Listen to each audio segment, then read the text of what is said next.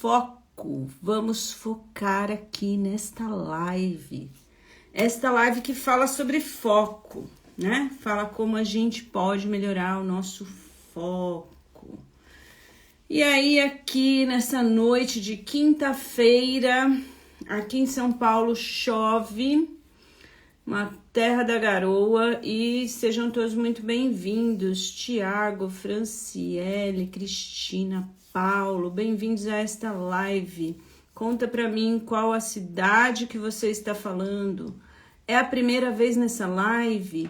Chove nesse momento nessa sua cidade? Conta pra mim, conversa comigo. Eu vim aqui ao vivo para conversar com você, para falar sobre Foco Roubado, esse livro aqui, ó, do Johann Hari, que eu estou fazendo essa série de lives. Essa série de lives para a gente bater um papo ao vivo. Também o Roseli de São Paulo, boa noite, Lilian. Boa noite, qual é a sua cidade? Conta pra mim, é a primeira vez nessa live? Quem tá aqui pela primeira vez, coloca pra mim nos comentários. Tô conversando aqui nessa série de Montes Claros, a Lilian é de Montes Claros, Minas Gerais. Seja muito bem-vinda. A gente tá aqui falando uma série de lives que eu tenho deixado gravado lá no meu canal do YouTube. Primeira vez, seja bem-vindo. Meu nome é Sandra Ti. Eu sou terapeuta e criadora do Te Cuida, que é esse canal feito para lembrar que você é a pessoa mais importante do universo. Primeira vez de Brasília, da Dilma. Muito bom, sejam bem-vindas. E aí eu tô aqui já no 4º capítulo do livro. Mas se você perdeu os anteriores, não tem problema. Cada live é um assunto, cada live é um tópico, né? Que a gente, o Johann Hari, ele resolveu fazer esse livro quando ele percebeu que, por conta do sobrinho dele, né? Fã do Elvis, que a primeira vez também aqui na live da Irene, muito bem-vinda. Que a gente não tá mais prestando atenção na vida, né? As coisas estão acontecendo ao vivo e a gente tá olhando para a tela, tirando foto, filmando, pesquisando sobre a cidade que a gente está visitando no celular, enfim. A Irene fala de Vitória da Conquista, Bahia, que bacana, muito bom. E então o meu canal fala sobre autocuidado, terapia, né? E o foco é um assunto muito importante, porque tem muita gente procurando terapia muitas vezes para um diagnóstico de um transtorno de déficit de atenção. E às vezes o que o livro fala é que muitas vezes a gente não tá com déficit de atenção, a gente tá com excesso de informação, né? Nunca a gente teve tanta informação na palma da nossa mão, tão próximo e por tanto tempo durante o nosso dia, de uma forma tão dinâmica. E aí ele fala, né, das forças, né? Ele colocou aí em capítulos. E aí eu tô lendo trechinhos desse livro. A Roseli fala que tem déficit de atenção.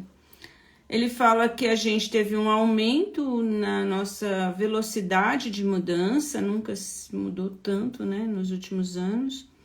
Nossa incapacidade de estado de fluxo, a gente também já falou sobre fluxo, da exaustão física e mental. E hoje a gente vai falar do colapso da leitura sustentada. O que seria isso? Bom, eu vou lendo um trechinho, comentando um trechinho, e eu adoro quando vocês interagem. Me contam, por exemplo, como a Roseli contou, né? Eu tenho... tal, tô aqui de tal cidade, bacana, porque aí a gente conversa, né? E se tiverem dúvidas, enfim, tô aqui para compartilhar. Esse é o meu momento aqui dedicado a compartilhar neste canal, tá bom? Ele fala assim: há uma incrível livraria no extremo oeste de Provincetown, que se chama Teens Used Books. Você entra e na mesma hora inala eflúvios intensos que vêm daqueles livros antigos empilhados por toda parte. No verão eu ia lá quase diariamente para comprar mais um livro para ler. Havia uma jovem que trabalhava no caixa, muito inteligente, e ficava batendo papo com ela. Toda vez que eu ia lá, eu notava que ela estava lendo algo diferente. Um dia Vladimir Nabokov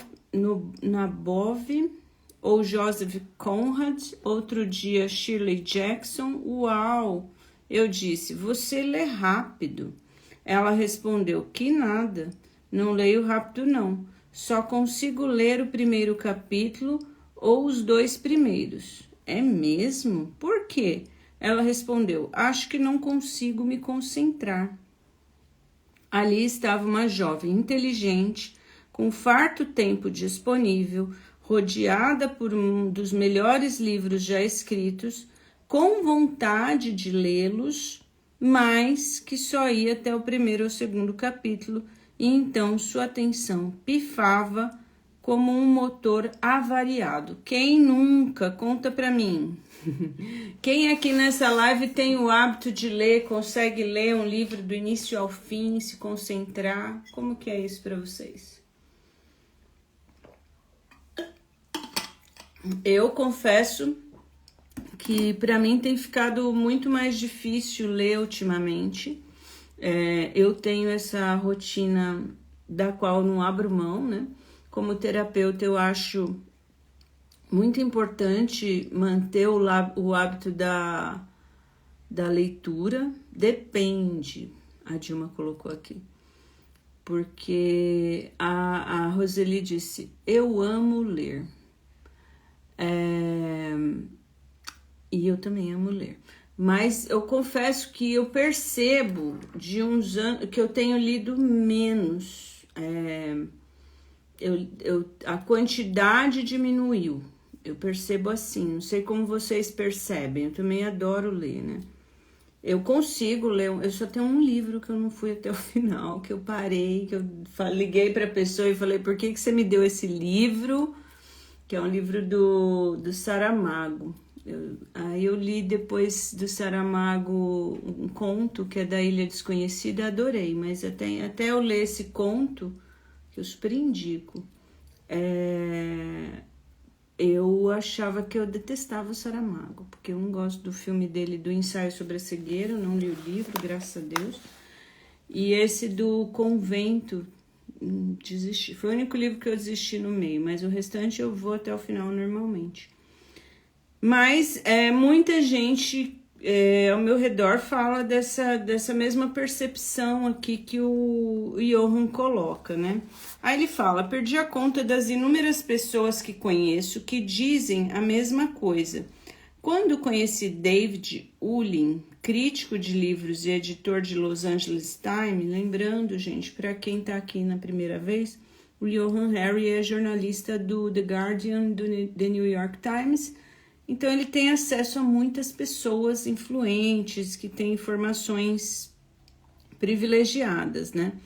Então esse cara, por exemplo, que é crítico de livros por mais de 30 anos, me contou que havia perdido a capacidade de ler com profundidade por longos períodos, porque toda vez que tentava isso era atraído de volta à empolgação das conversas online. É um homem incrivelmente inteligente, cuja vida girou em torno de livros. Achei desconcertante. Então, assim, hoje em dia, a concorrência da leitura com as telas, as redes sociais, os Reels, os TikToks, seja lá o que for, é desleal, né, gente? Ele fala aqui que 57% dos norte-americanos não leram um livro em um ano típico. não leram um livro por ano. 57% dos estadunidenses. Isso escalou um ponto por volta de 2017, que o norte-americano médio passa 17 minutos por dia lendo livros e 5,4 horas no telefone. Então, é uma comparação meio difícil, né, de competir. A gente tem a rede social, tem várias redes sociais à disposição, tem as conversas via mensagem, WhatsApp, enfim. E tem esses gatilhos, né, que são as notificações o tempo todo chamando a gente de volta. Eu procuro deixar sempre meu celular no modo silencioso e no não perturbe. E algumas pessoas são cadastradas que se elas ligarem, o telefone vai tocar. Mas se não for essas pessoas, não vai tocar. Porque se a gente fica 24 horas disponível para tudo, né? Ainda mais normalmente quando toca não é uma pessoa do nosso convívio, é algum telemarketing, alguma outra coisa que eu escolho não atender agora. Bom, por conta do meu trabalho, né? É mais focado, né? Eu não posso trabalhar olhando o celular de forma alguma, porque eu trabalho atendendo terapia. Durante a minha sessão de terapia, eu não tenho como acessar nada. Tem que acessar o inconsciente da pessoa. Que é um trabalho que exige muito foco, muita atenção, muita estratégia também, né? E aí não dá para usar a rede social. Talvez isso seja bom nessa época, né? Porque se eu estivesse trabalhando num outro trabalho que eu pudesse mexer no celular o tempo todo, ele fala aqui que essa alternância entre uma tarefa e outra, a gente gasta-se muito tempo. Os estudos concluíram que estamos lendo em telas. É mais provável que ficamos escaneando e lendo superficialmente. Então, tem aquela velha máxima, né? Ler um livro físico ou um livro online. Então, a professora de letramento universitário da Noruega explicou que em 2 décadas de pesquisas sobre o assunto comprovou algo crucial. Ler livros é algo que treina a ler de maneira particular, linear, focada, em uma só coisa por um período sustentado de tempo. Ler a partir de telas, foi o que ela descobriu, nos treina para ler de outra maneira, pulando e passando maniacamente de uma coisa a outra. Boa noite, quem fala aí? Rafa, é isso? Bom, então, é isso, né, Rafa? Boa noite. Estamos aqui falando sobre foco. E o tema de hoje é essa leitura sustentada, né? Então, a gente está lendo cada vez menos, segundo pesquisas estadunidenses. Há uma diferença no aprendizado e no treinamento cerebral entre leitura de livro físico e leitura de livro em telas, de acordo com essa pesquisa dessa professora da Noruega. Aqui, me sentindo péssima hoje, pois fiz algo que não deveria comigo mesma e agora me sinto culpada.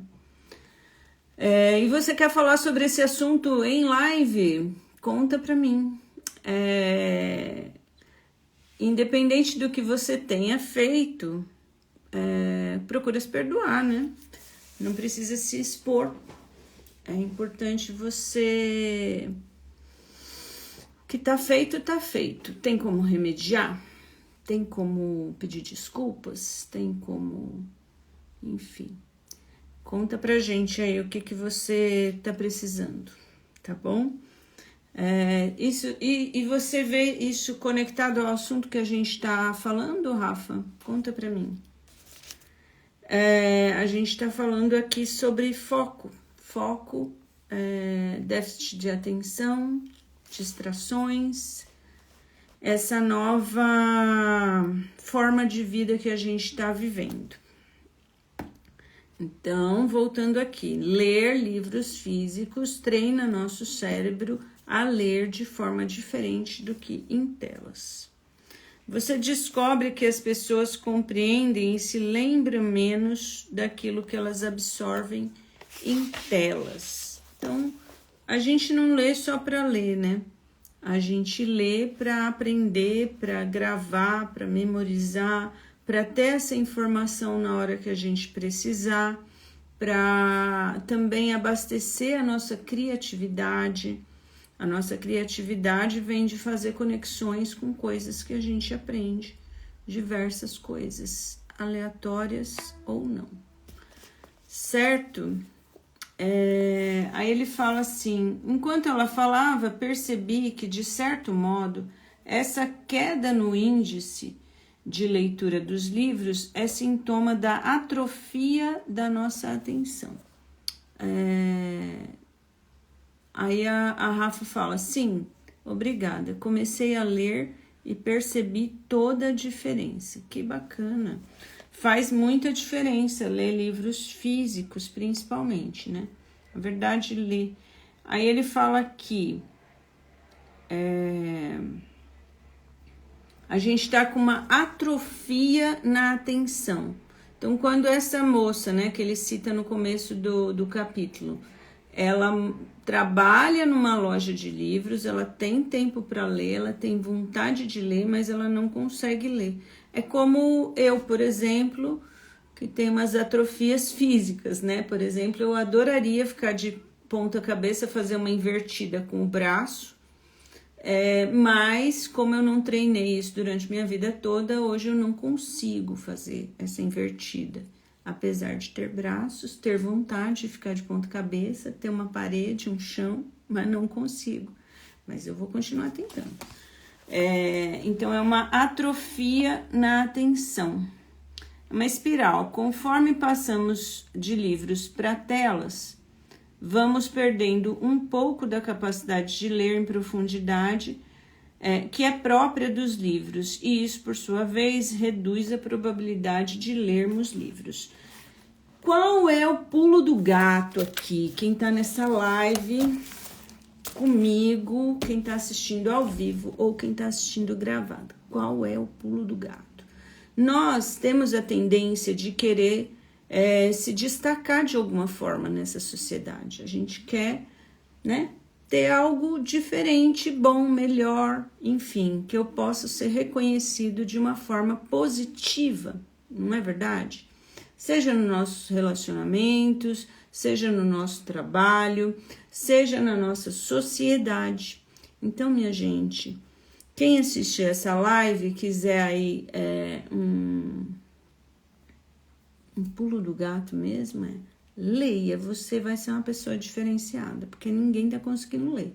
Quem tá conseguindo ler tá diferente, melhor. Diferente e melhor, absorvendo, ao invés de ser aluno, vai ser professor, né? Ao invés de pagar para ter curso, vai receber para dar curso. Por quê? Porque tá lendo. Simples assim, né? Fora todo o autoconhecimento que vai ganhar. Conhecimento, autoconhecimento, né? Então, começa hoje, começa agora, começa com o livro que você já tem na prateleira, não precisa comprar nenhum livro novo. Se for comprar um livro novo, eu recomendo que compre esse, mas não precisa, tenho certeza que tem um livro aí na sua casa. Leia esse livro, mas leia e continue lendo, porque você vai desatrofiar esse músculo da leitura, vai pegar gosto pela leitura e vai se destacar onde quer que você esteja. Aí ele fala aqui que na década de 60, o professor canadense Marshall McLuhan falou muito sobre a chegada da televisão e como ela vinha transformando nossa maneira de enxergar o mundo. Não é de hoje que a gente tem telas, né, minha gente? É desde a década de 50. Disse que essas mudanças eram tão extensas e profundas que ficava difícil vê-las totalmente. Quando tentou resumir isso em uma expressão, ele afirmou: o meio é a mensagem. O que ele quis dizer, penso eu, é que quando uma nova tecnologia chega, você pensa nela como se fosse um tubo. Isso é, alguém despejando informações de uma ponta e você recebendo e não filtrando na outra. Mas não é assim. Toda vez que um novo meio aparece, seja a invenção do livro impresso, a TV ou o Twitter, o antigo X, né, o antigo Twitter, você começa a usá-lo como se estivesse colocando um novo tipo de óculos com suas cores e lentes especiais. Cada par de óculos que coloca faz você ver as coisas de um jeito diferente. A TV ensina a você que o mundo é rápido, que consiste em superficialidades e aparências, que tudo no mundo está acontecendo ao mesmo tempo. O mundo pode e deve ser entendido a partir de declarações curtas, simples, de 280 caracteres. Segundo, deve ser interpretado e entendido de modo assertivo e muito rápido. Então, cada meio, né, ele leva... O meio é a mensagem. O meio é a mensagem, né? Então, o Facebook, por exemplo, o que é a mensagem do Facebook? Sua vida existe para ser exibida para outras pessoas. O que é o Instagram? O que importa é como você olha para o mundo exterior. Segundo, o que importa é como você olha para o mundo exterior. Só isso que importa. Terceiro, o que importa é como você olha para o mundo exterior. Quarto, o que importa é se as pessoas gostam de como você está olhando para o mundo exterior. Não estou dizendo isso para produzir efeito divertido ou sarcástico. Esse é de fato que a mensagem oferece. A realidade só pode ser compreendida de maneira sensata se fizermos o oposto das mensagens do Twitter, porque o mundo ele é muito complexo e requer foco constante para ser entendido. É preciso refletir a respeito dele e compreendê-lo com calma. As verdades mais importantes costumam se afigurar impopulares de primeira vez que são formuladas. Eu notei que os períodos da minha vida que eu fui mais bem-sucedido no Twitter, em termos de seguidores, foram que eu fui menos útil como ser humano. Olha só. O mesmo vale para o Instagram. Gosto de ver gente bonita como todo mundo, mas achar que a vida beira basicamente em torno dessas superficialidades, obter aprovação por sua barriga definida ou porque você fica linda de biquíni, é uma receita para a infelicidade. E não é à toa que tantas pessoas estão infelizes, né? Estão em depressão, estão com ansiedade, né? Eu atendo pessoas muito jovens, na casa dos 20 anos. Hoje eu tenho 50 anos, eu nunca menti a minha idade para ninguém, em nenhuma época da minha vida, espero continuar assim. Aliás, eu não vejo motivo para mentir a idade, né? Mas eu tenho 50 anos, então eu tenho o dobro muitas vezes da idade de algumas pessoas que eu atendo, né? Na faixa dos 20 anos. E eu me lembro bem quando eu tinha 20 anos. Eu me lembro bem de quando eu era criança, de quando eu era adolescente, eu me lembro bem das minhas fases da vida, assim, eu procuro me colocar no lugar dessa pessoa.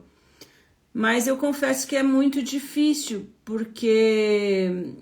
Não é que é muito difícil, é porque, na verdade, não é difícil. Eu gostaria, né? Eu gostaria de passar para as pessoas que estão com determinados problemas por conta, principalmente, né, desse aceleramento que a rede social produz, dessa ideia de que você precisa ter a sua vida toda pronta com 27 anos,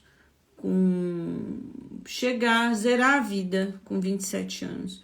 Aliás, não existe isso de zerar a vida, né? Isso que é difícil da gente entender. A vida é sempre um processo, sempre vai estar faltando alguma coisa. Tem uma frase que eu ainda não sei se as pessoas me compreendem quando eu digo ela, é que você não tem o universo inteiro. Eu repito muito essa frase, você não tem o universo inteiro. Você só tem aquilo que você tem, o resto, todo o resto você não tem. Aí a Rafa, né, coloca aqui, Augusto propriamente disse em um dos seus livros que estamos vivendo em uma sociedade doente mentalmente por excesso de informações. Você concorda? Olha, eu concordo em partes, porque eu acho que não é só excesso de informações, é excesso de trabalho também. E o estilo de vida que a gente está vivendo em 2025, ele não é sustentável de diversas formas. Então, por exemplo, quando você fala de doente mentalmente por excesso de informação, pode ser que a pessoa está doente física e mentalmente por excesso de ultraprocessados também. Então, pode ser ultraprocessado, pode ser a falta de visão de futuro, pode ser também porque que a gente está vivendo cada vez mais isolado, principalmente depois da pandemia. A gente tem nos convenceram durante anos e anos nessa cultura. Eu não sei a tua idade, Rafa, mas como eu disse, eu tô aqui nessa realidade já faz 50 anos, mas nos foi convencido de formas não óbvias, através de filmes e músicas e cultura e arte, e de várias coisas, né, de telejornais, enfim, de notícias, de revistas e agora de rede social, dizendo que você pode comprar tudo que você precisa para ser feliz, né? Que você vai conseguir. Como que você vai ser feliz? Conseguindo dinheiro para comprar aquilo que você precisa. E assim, dessa forma, as pessoas vão te amar. E isso não é verdade, entende? Então, eu acho que, além do excesso de informações, eu concordo que o excesso de informação contribui. Além disso, tem um desvio de o que é que realmente nos faz saudáveis. Normalmente, o que nos faz saudáveis é de graça. Por exemplo, tomar sol, né? Tomar sol. A gente tá precisando de vitamina D. Por exemplo, escolher alimentos saudáveis, que não é de graça, mas muitas vezes, proporcionalmente, você consegue gastar o mesmo, só que o dinheiro vai, em vez de ir para uma grande indústria, vai para outro lugar, né? Beber água, se movimentar, pode ser de graça, você pode fazer uma caminhada, enfim, dormir bem, né? Dormir bem é super importante, mas a gente tem sido convencido de dormir cada vez menos, por exemplo, porque a gente precisa trabalhar mais, estudar mais. Como tem essa urgência, né? Nos colocam essa urgência de que a gente tem que alcançar não sei o que em não sei quanto tempo, e que para isso você precisa fazer mais do que os outros, de tudo, todas as opções. Aí eu acho que isso está adoecendo. Por isso que eu acho importante a terapia, né? Pra gente investigar e repensar, refazer o plano, pensar melhor, né? Mas várias coisas estão adoecendo. O excesso de informação é uma delas, né? mas também tem as outras coisas. É um sistema. Um sistema que nessa parte do mundo que a gente vive prioriza a matéria. Ótima explicação, a Rafa coloca, concordo. Se puder abordar o tema do burnout em algum momento, burnout. Atendi algumas pessoas com burnout. A pessoa acredita, né, quando ela entra nesse burnout, ela acredita que ela precisa dar mais do que ela já tá dando, né? E é difícil, às vezes, trazer a pessoa de volta, assim, muito difícil de evitar, né? O colapso. É complexo. Mas é possível. Precisamos, então, a gente precisa dar atenção, né, a uma coisa muito simples, que é descansar e fazer coisas prazerosas, de um prazer que não vem necessariamente da dopamina. Então, a gente entender que existe a ocitocina, existe eu não sei se meu negocinho parou de rolar. Voltou. Existe a ocitocina, serotonina, existem outros hormônios, né? Porque você fala de burnout, mas o negócio é esse, né? A gente é um ser vivo, com ciclos. A gente precisa de dor e prazer, basicamente, né? A dor de trabalhar, por exemplo, ou de estudar, ou de tal, mas ela precisa ser compensada com um prazer, aquilo precisa fazer sentido. Aqui, eu vi que entrou um professor aqui, ó. As pessoas que eu atendi com burnout, todos professores que querem abraçar o mundo, são pessoas maravilhosas que entendem a sua profissão, o seu propósito de vida, mas se veem impotente diante de um sistema que tem um projeto, né, de desinformação, deseducação, um projeto para não criar seres pensantes. A revolução é a gente ler mais. Eu acredito que uma das formas, né, óbvio que não é só essa, mas eu acho que a gente tem que se organizar, a gente tem que se unir, enfim, mas tem que se ajudar como sociedade, como comunidade, mas a gente também precisa estudar por conta própria. Muitas vezes a gente tem acesso a livros, e não tem nada que impede, como essa moça, por exemplo, mas talvez não tenha um sentido de urgência, de mudar o mundo que a gente está vivendo, entendeu? E tem pessoas aí mudando o mundo, a gente precisa conhecer essas pessoas e a gente precisa se juntar, né? É muito mais legal fazer as coisas em grupo, assim, né? Conseguir um grupo que te leve para onde você quer ir, né? Não que te puxe para onde você não quer ir. Por isso que o ambiente é muito importante, né? Sem julgamentos, mas, por exemplo, se você está pensando em parar de beber ou beber menos, vai ficar difícil se você continuar a mesma companhia da turma que vive bebendo, vai ser difícil. Aqui tem uma pessoa, Rafa fala, sou enfermeira, sei bem o caos. Então, as pessoas estão adoecidas, né, por vários motivos. Inclusive, você é enfermeira de hospital. Ontem eu assisti uma entrevista do brasileiro que cunhou o termo ultraprocessados, por isso que esse tá fresco na minha cabeça. Eu gosto desse assunto, né? A alimentação, para mim, ela é um assunto muito importante nessa fase da vida. E aí, ele fala de um negócio muito esquisito, né? Que no hospital, você vai fazer um exame, provavelmente porque você está checando sua saúde, e te dão de desjejum um ultraprocessado. Muito estranho, muito estranho. Até comidinhas de internação vem algumas coisas ultraprocessadas, não deveria, né? Mas é isso, não estamos olhando a saúde de forma integral. Aí ele fala aqui, né, continuando, ele tá falando das mídias, e aí ele fala que o que aparece na mídia social não é a verdade, né, e não nos deixa feliz.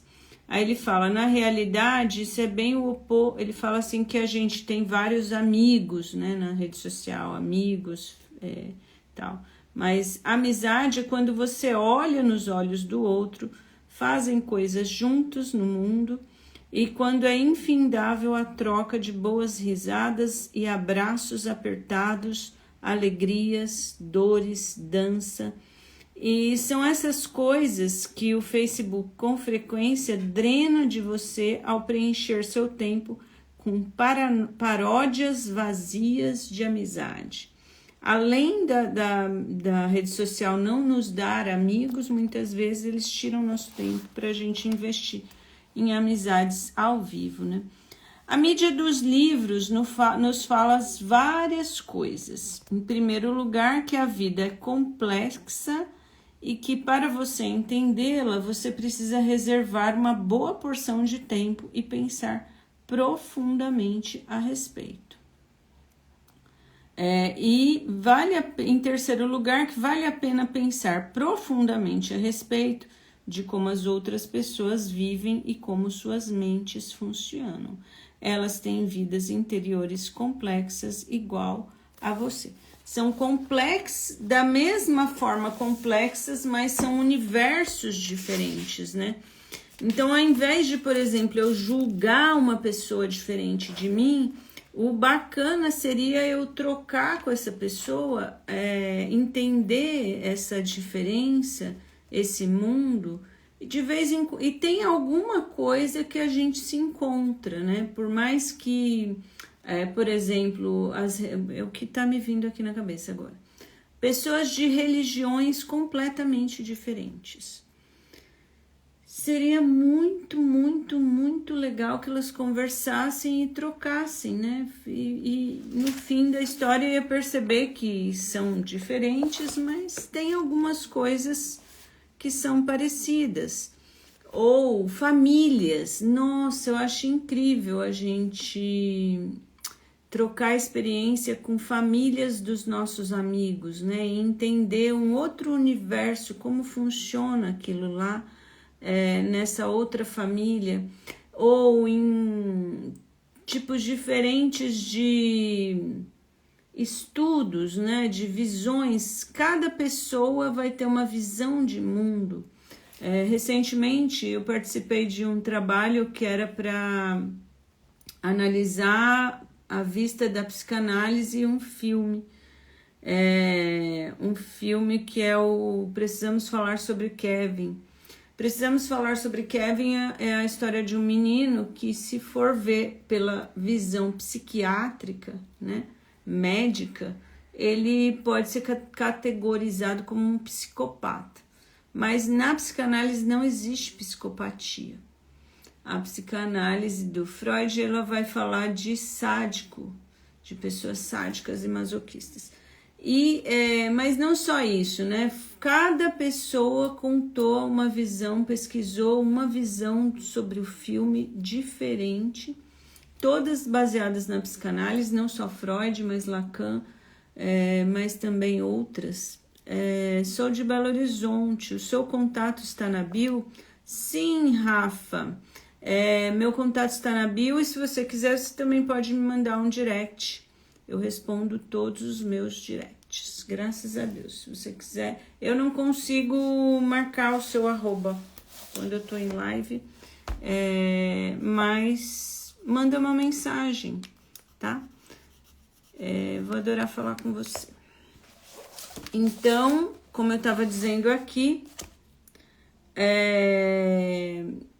cada um tem sua visão de mundo. E a gente pode conversar, inclusive as pessoas de outras idades, né? O jovem, eu conversei com um jovem da minha família sobre o filme, aliás, a série, né? A série Adolescência. E ele tinha assistido a adolescência, ele tem 14 anos, e eu falei, e aí, o que você achou? Ele falou, nada demais. Aí eu expliquei pra ele, né, o que eu tinha visto na série, sobre o que tava falando da série e tal. Aí ele fez assim, então, ele com a visão dele de mundo, não enxergou nada de diferente ali na série, mas, né, eu colocando a minha visão de mundo, eu uma pessoa mais velha, eu ligada a esse assunto da terapia e tal, a gente troca visões de mundo. Bom, esta foi a live de hoje. Eu queria agradecer demais, Rafa, pelas interações, todo mundo que participou, todo mundo que vai assistir essa live gravada, né? Que fica disponível lá no meu canal no YouTube, que é só você colocar no YouTube Te Cuida, com Y, você vai achar lá meu canal. Obrigada pelos coraçõezinhos. Na terça-feira, às 19 horas, estarei aqui novamente falando sobre Foco Roubado, esse livro maravilhoso do Johann Hari, e qualquer demanda que vai surgindo aqui na live, uma oportunidade da gente conversar, trocar ideias, gerar esse conteúdo aí, né, pra gente trocar, agradecer a audiência de vocês nesse canal do Instagram. Muito obrigada, fica bem e te cuida.